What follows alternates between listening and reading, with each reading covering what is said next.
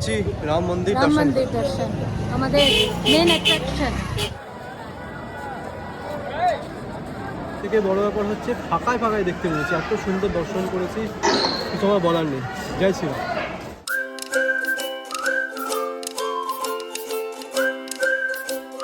Welcome আর welcome back to as told by Sinjini. আশা করছি তোমরা সবাই ভালো আছো। Today is 11th April, Thursday, আর এখন বাজছে রাত্রি 2:20।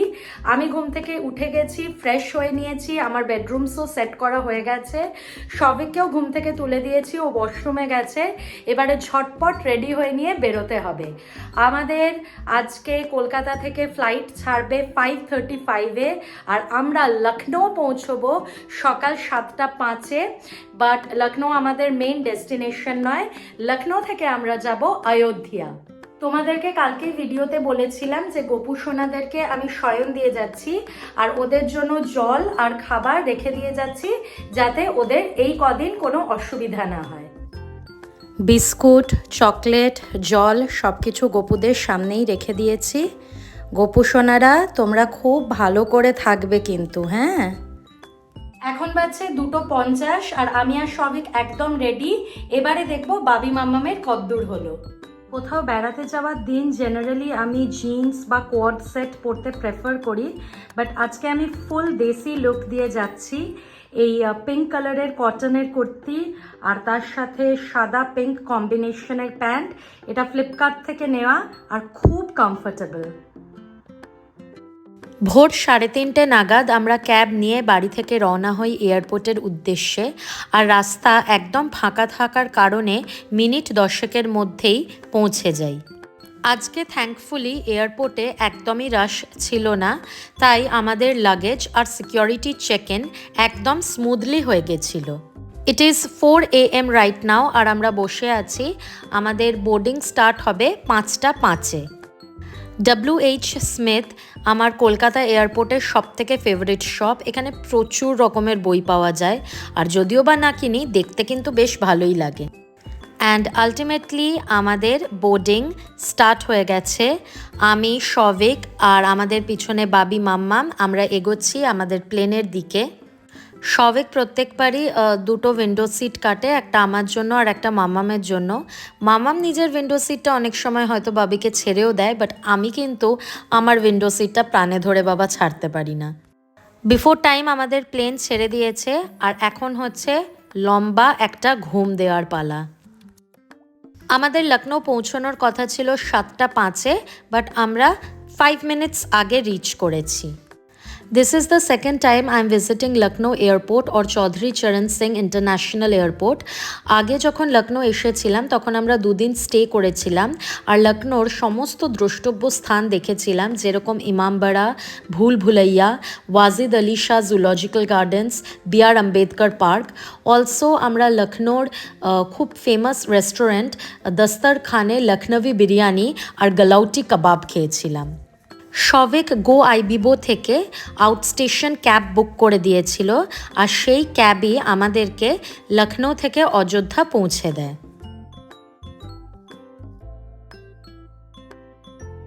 এখন বাজছে 8:35, আর আমরা একটা রোড সাইড ধাবাতে দাঁড়িয়েছি, ব্রেকফাস্টটা করে নেব।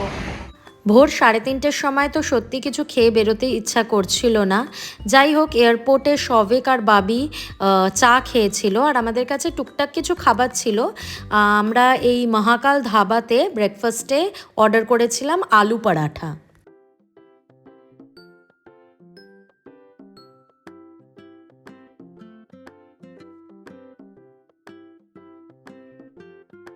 এখন বাজছে 11টা, আর আমরা অযোধ্যা ফাইনালি পৌঁছে গেছি। We checked in to our hotel. আমাদের হোটেলের নাম জেবি স্কোয়ার, যেটা রাম মন্দির থেকে 10 কিলোমিটার দূরে। রাম মন্দিরের কাছাকাছি আমরা যে কটা অ্যাকোমোডেশনস দেখেছিলাম সেগুলো আমাদের খুব একটা পছন্দ হয়নি, but this hotel is good, বেশ পরিষ্কার পরিচ্ছন্ন, একটা রাতের জন্য একদম ঠিক আছে। এখন বাজছে 12:15, আমি আর সবই পুরোপুরি রেডি হয়ে গেছি, ওইদিকে বাবি মাম্মামও রেডি। আমরা অল্প একটু লাঞ্চ করে নিলাম, আর কিছুক্ষণের মধ্যেই আমাদের গাড়ি আসবে, আর আমরা সাইট সিইংয়ের জন্য বেরোবো। তো আমরা হোটেল থেকেই একটা প্যাকেজ বুক করে নিয়েছি, প্রাইস পড়েছে 4,500 টাকা। এই প্যাকেজটাতে রাম মন্দির ছাড়াও আমাদেরকে আরও 7-8টা স্পটস দেখাবে। কী কী ছিল, যেরকম দশরথ মেহেল ছিল, তারপরে হনুমান গুপ্ত, মন্দির ছিল। হ্যাঁ হনুমান মন্দির ছিল, গুপ্তবাবুর ঘাট ছিল, এগুলো সব ছিল। এই ভিডিওতে তোমরা যে মহলটা দেখতে পাচ্ছ সেটা অযোধ্যার এখনকার রাজার মহল। এই মহলের সামনেই আমাদের যিনি ড্রাইভার ছিলেন তিনি গাড়ি পার্ক করে দেন, আর আমরা আমাদের গাইডের সাথে হনুমান গড়হি বা হনুমান মন্দির দেখতে চলে যাই। রাম মন্দির যাওয়ার আগে হনুমান মন্দির যাওয়াটা অবশ্যই জরুরি।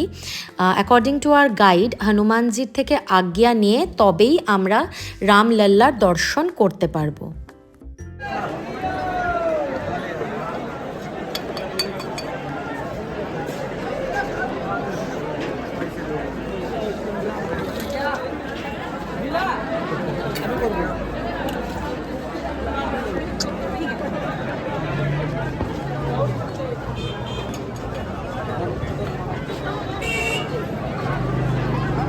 হনুমান মন্দির কিন্তু বেশ অনেকটাই উঁচুতে, অলমোস্ট 80টা সিঁড়ি ভেঙে তোমরা এই মন্দিরে পৌঁছতে পারবে।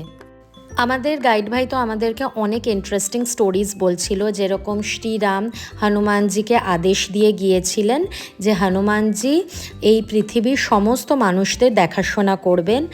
আর যখন শ্রীরাম রাবণকে মেরে ফেলে তখন রাবণের রাজ্যে যেসব রাক্ষসরা ছিল তারা শ্রীরামকে গিয়ে বলে যে এবার আমাদেরকেই হবে, আমাদের তো কোনো রাজা নেই। তখন শ্রীরাম সেই সব রাক্ষসদেরকে বানর বানিয়ে দেয় এবং তাদেরকে অযোধ্যায় থাকার পারমিশন দেয়। হনুমান মন্দিরে এবং অযোধ্যার সমস্ত ট্যুরিস্ট স্পটেই কিন্তু আজকে ভীষণ ভিড় ছিল, but our guide made sure যে আমরা প্রত্যেকটা জায়গা ভালোভাবে ঘুরে দেখি। So if you are visiting Ayodhya, make sure যে তোমরা গাইড বুক করে নাও। এই মন্দিরের রাম, লক্ষ্মণ আর সীতাকে কিন্তু হনুমানজি নিজে পুজো করতেন। আমরা তো হনুমান মন্দির দুপুরবেলা দেখেছি, বাট আমাদের যিনি গাইড ছিলেন তিনি এই ভিডিওটা আমাকে সেন্ড করেছিলেন। এটা হনুমান মন্দিরে সন্ধ্যা আরতির সময়।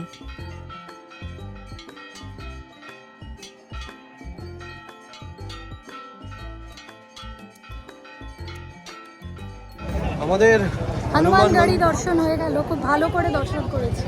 এখন আমরা যাচ্ছি রাম মন্দির রাম দর্শন। মন্দির দর্শন আমাদের মেন অ্যাট্রাকশন। আমরা রাম মন্দির একটা শর্টকাট রাস্তা দিয়ে যাই, যেই রাস্তাটা আমাদেরকে আমাদের গাইড ভাই দেখিয়ে দিয়েছিল। যদি আমরা মেন রাস্তা দিয়ে যেতাম তাহলে কিন্তু আমাদেরকে প্রচুর ট্রাফিক পেতে হতো। জেনারেলি রাম মন্দির দর্শনে 2 থেকে 3 ঘন্টা লাগে, বাট আমাদের অতটা টাইম লাগেনি। স্টিল তোমরা যখন ভিজিট করবে হাতে সময় নিয়ে আসবে। একবার এন্ট্রি পয়েন্টে ব্যাগ চেক ইন হলো, আর এখন লকারে ব্যাগ জমা দিতে হবে। তো এই অবধি ফোন অ্যালাউড ছিল, এইবারে ফোন, ইলেকট্রনিক গ্যাজেটস সব কিছু জমা দিয়ে তারপরে আমরা দর্শন করতে পারবো। এইগুলো হলো জুতো রাখার জায়গা, আর ওই দিকটাতে হচ্ছে ব্যাগ রাখার লকার।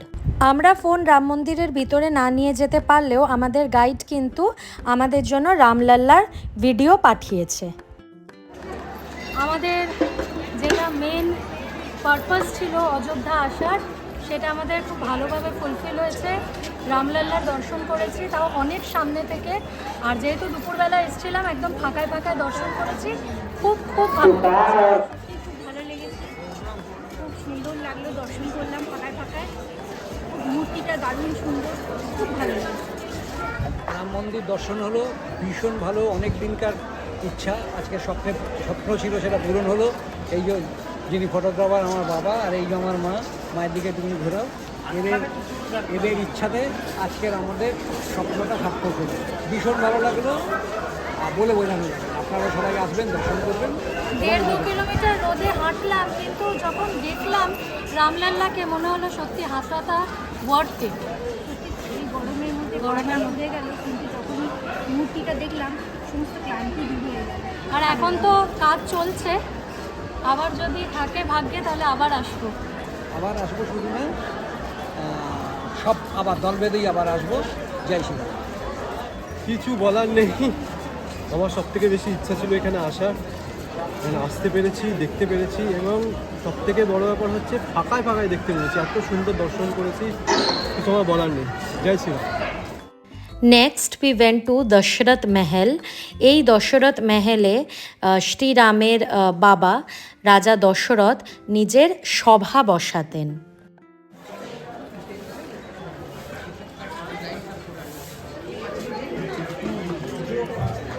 अवध से जो यहाँ की एक एम्बलम है, सिंबल है, ये वो है मछली।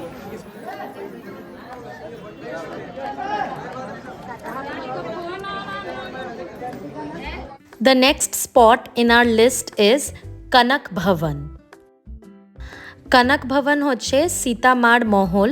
যখন শ্রীরাম আর মা সীতার বিয়ে হয় আর মা সীতা অযোধ্যায় আসেন, তখন রানী কৈকেয়ী সীতার মুখ দেখাইতে এই মহলটা ওনাকে প্রেজেন্ট করেছিলেন। আমাদের নেক্সট স্পট ছিল রামকি প্যারি আর সরজু নদী। রামকি প্যারি হচ্ছে সরজু নদীরই একটা ঘাট। বলা হয় যে শ্রীরাম রামকি প্যারি দিয়ে সরজু নদীতে স্নান করতে যেতেন। আর রামকি প্যারিতে এখন প্রচুর মন্দির আছে যেখানে 24 ঘন্টা 7 দিন রাম নাম জপ হয়। অলসো রামকি প্যারিতে দিওয়ালির সময় দিয়া জ্বালানো হয়, আর আগের বছর এই প্যারিতে 27 লক্ষ দিয়া জ্বালানো হয়েছিল। সরজু নদীকে শ্রীরামের মা বলা হয়, আর কথায় আছে যে এই নদীতে তুমি যদি স্নান করো তাহলে তুমি তোমার এই জন্মের এবং আগের জন্মের সমস্ত পাপ থেকে মুক্তি পেতে পারবে। Next we saw the famous Veena of Lata Mangeshkar Chowk. Ram মন্দির ছাড়াও আমার অযোধ্যাতে এই ভিনাটা দেখার খুব ইচ্ছা ছিল। এই ভিনাটা রামপথ আর ধর্মপথের মাঝখানে অবস্থিত। এই ভিডিওতে তোমরা যে রাস্তাটা দেখতে পাচ্ছ, এই রাস্তাটার নাম হচ্ছে ধর্মপথ, আর এই রাস্তার দুই পাশে সূর্য স্তম্ভ আছে।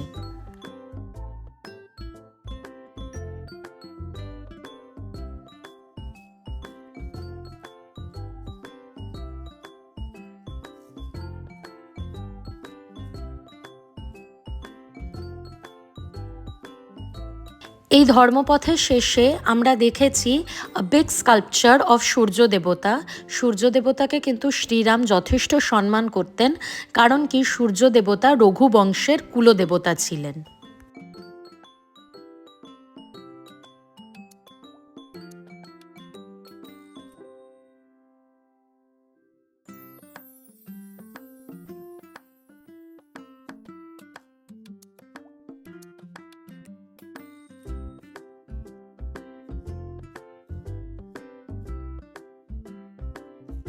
এই ভিডিওটাতে তোমরা যে গোল মতো জিনিসটা দেখতে পাচ্ছ সেটা হচ্ছে চূড়ামণি। ইন্দ্রাণী রানী কৈকেয়ীকে এই চূড়ামণিটা দিয়েছিল এবং বলেছিল যে যে এই চূড়ামণিটা পড়বে সে অখণ্ড সৌভাগ্যবতী হবে।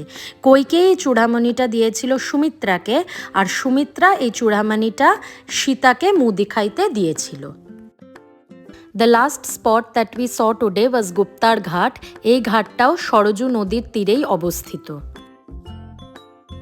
এই গুপ্তার ঘাটে খুব সুন্দর একটা স্যান্ড আর্ট করা ছিল অফ দ্য রাম মন্দির অ্যান্ড শ্রীরাম, তো সেটারই ভিডিও আমি এখানে নিয়েছি।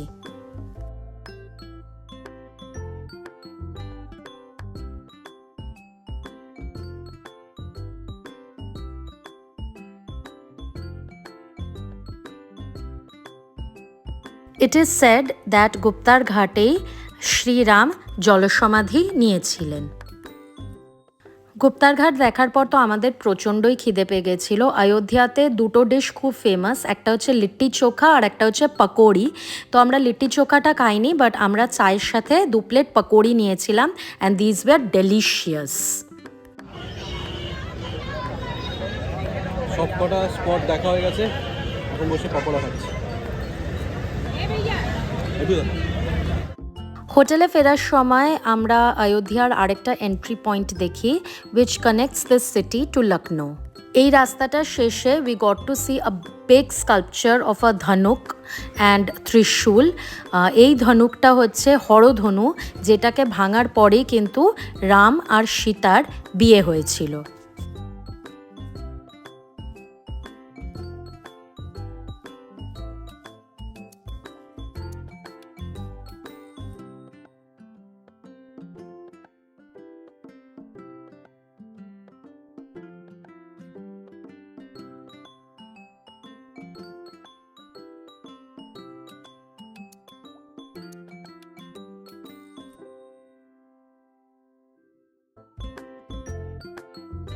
नमस्कार, हम अयोध्या वासी हैं। जय श्री राम। हमारा टूर एंड ट्रैवल का काम है यहाँ पर, अच्छा खासा काम है। हम शरणार्थी का उसे पिक करना, ड्रॉप करना, पूरी अयोध्या में दर्शन कराना, कम समय में वीआईपी दर्शन, फुल जो है उसकी गाइडिंग के साथ कराते हैं। उसके रहने खाने हर चीज़ की व्यवस्था करते हैं। आप अयोध्या आइए तो सर का पास जो है वीडियो में नंबर डाल देंगे सर, आप हमसे कांटेक्ट करिए। एक बार हम आपकी सेवा में हमेशा हाजिर रहेंगे। एक बार सेवा का अवसर दें। मैं अपना नंबर एक बार बता देता हूँ, 8400877402। धन्यवाद। जय श्री राम। जय श्री राम। আমাদের আজকের অযোধ্যার সাইট সিন পুরো কমপ্লিট হয়ে গেছে। আর এই যে দাদারা যারা আমাদেরকে হেল্প করেছে তাদের ফোন নাম্বার আর ডিটেলস আমরা ভিডিওতে অ্যাড করে দেবো। সো প্লিজ ওদের সাথে কন্ট্যাক্ট করো। খুব সুন্দর ঘুরিয়েছে আমাদেরকে, রাম মন্দির খুব সুন্দরভাবে দেখিয়েছে, হনুমান মন্দির খুব সুন্দরভাবে দেখিয়েছে এবং প্রত্যেকটা পয়েন্ট হাতে করে আমাদেরকে দেখিয়েছে। সো আমাদের ভিডিওটা আমরা এখানেই শেষ করছি। যদি কিছু ভালো লেগে থাকে then please do like and subscribe.